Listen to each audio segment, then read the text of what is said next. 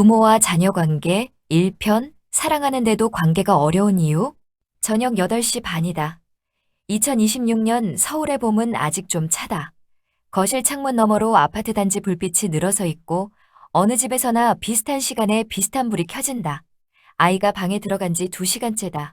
문은 닫혀 있다. 노크를 한 번 했다. 응, 한마디만 들렸다. 그게 전부다.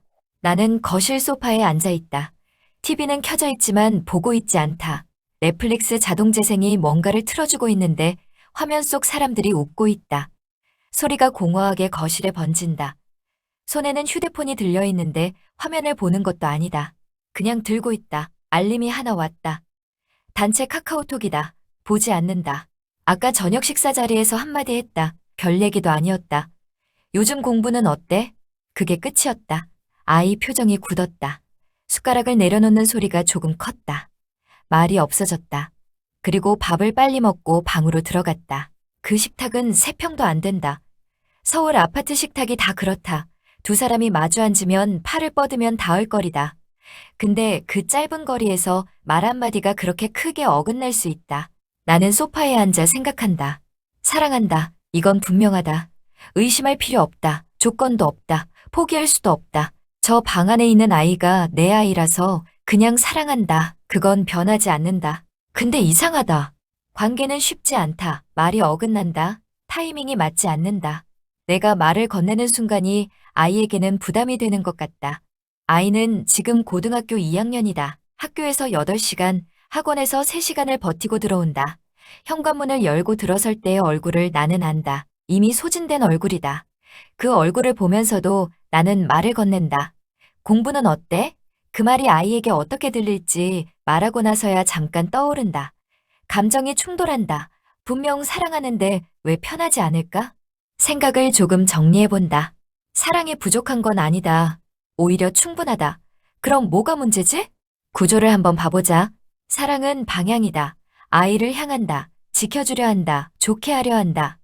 이건 내 쪽에서 일방적으로 작동하는 것이다. 내가 사랑하면 사랑이 존재한다. 아이의 반응이 없어도 사라지지 않는다. 근데 관계는 다르다. 관계는 상호작용이다. 두 사람 사이에서 작동한다. 타이밍, 표현, 반응, 거리. 이게 맞아야 연결이 유지된다. 이건 내 혼자 의지로 되지 않는다. 상대방이 있어야 한다. 그리고 그 상대방은 지금 방 안에 있고 나와 다른 속도로 다른 맥락으로 살고 있다. 나는 퇴근 이후의 시간을 관계 회복의 여유로 경험한다. 아이는 그 시간을 겨우 버티는 회복의 시간으로 경험한다. 같은 저녁 8시 반이 우리에게 전혀 다른 시간이다. 그러니까 사랑은 있어도 관계는 어긋날 수 있다. 이건 모순이 아니다. 구조가 다르다. 사랑은 내 안에 있고 관계는 그 사이에 있다. 여기까지는 괜찮다. 이 정도면 그냥 지금은 타이밍이 안 맞는 거구나 하고 넘어갈 수 있다. 문제는 그 다음이다. 생각이 붙기 시작한다. 한 가지 생각이 다른 생각을 끌어당긴다. 이렇게 사랑하는데 왜 이러지? 내가 뭔가 잘못하고 있는 건가? 다른 집은 어떻게 하고 있을까? 관계가 근본적으로 틀어진 건가? 이러다 멀어지는 거 아닌가? 나중엔 연락도 안 하는 사이가 되는 건가? 그 다른 집이 머릿속에 떠오른다. SNS에서 본 장면들, 주말에 같이 카페 가는 부모와 자녀, 여행 사진, 식탁에서 함께 웃는 사진, 서울 어딘가의 가족들, 물론 그 사진이 평소의 전부가 아니라는 걸 안다. 근데 지금 이 순간 그 장면들이 비교의 기준이 된다. 나는 그 기준 아래 놓인다. 아, 또 여기까지 왔다. 관계의 어려움이라는 팩트에서 관계의 실패라는 결론으로 확장된다. 이 두 개는 전혀 다른 말인데 머릿속에서는 자동으로 연결된다. 논리가 있어서가 아니다. 감정이 달라붙으면 생각은 그 방향으로 흘러간다. 이건 사실이 아니다. 이건 해석이다. 그리고 확장된 해석이다.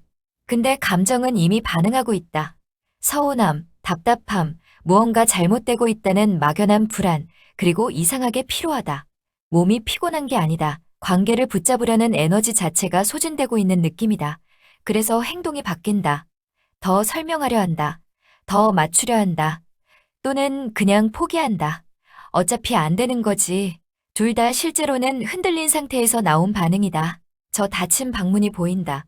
문틈으로 불빛이 새어나온다. 아이는 거기 있다. 내 아이가 내가 사랑하는 사람이 저 안에 있다.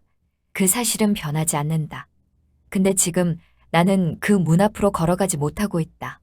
왜인지 모르겠다. 아이가 싫어서가 아니다. 무서운 것 같다. 또 어긋날 것 같아서. 나는 느낀다. 사랑은 그대로인데 관계는 더 어려워지고 있다. 내가 더 노력할수록 오히려 거리가 생기는 것 같다. 이게 이상하다. 멈춰야 한다. 팩트만 봐야 한다. 지금 실제로 일어난 건 무엇인가? 저녁 식사 자리에서 대화가 한번 어긋났다. 그게 전부다. 그 이상 아니다.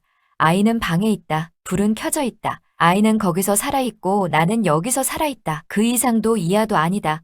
근데 머릿속에서는 이미 관계 문제, 거리, 단절이 다 연결돼 있다. 그래서 지금 이 순간을, 지금 이 상태를 못 본다. 나는 지금 이걸 보고 있다. 문제는 사랑이 아니다. 문제는 확장된 관계 해석이다. 지금 한번 어긋났다는 사실이 앞으로도 계속 이럴 것이라는 결론으로 이어진 것. 그리고 그 결론이 나는 부모로서 실패하고 있다는 자기 해석으로 이어진 것. 그게 나를 지금 여기서 흔들고 있는 것이다. 그때 이상한 방식으로 한 문장이 떠오른다. 평소에 어디서 들은 건지 종교적인 문장이다. 믿지도 않고 믿을 생각도 없다. 근데 이상하게 자꾸 올라온다. 아마 반복해서 접한 탓이겠지. 예수는 그리스도? 지금? 관계 문제인데? 안 맞는다. 이 문장이 지금 이 상황과 무슨 상관인지 모르겠다. 논리적으로 연결이 되지 않는다. 근데 한 가지는 안다. 지금 내 상태도 완전히 논리적이지 않다. 이미 감정이 달라붙었고 해석이 사실을 넘어서 확장됐다.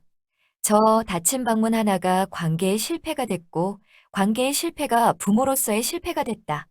그 연결 어디에도 논리는 없었다. 그러니까 지금 이 순간 내 머릿속에서 논리적으로 작동하고 있는 것은 사실 아무것도 없다. 그렇다면 이 문장을 한번 말해보는 것, 그게 뭘 어떻게 바꾸는지 직접 확인해보는 것, 그게 지금 내가 할 수 있는 가장 이상하고 가장 솔직한 실험이다. 예수는 그리스도,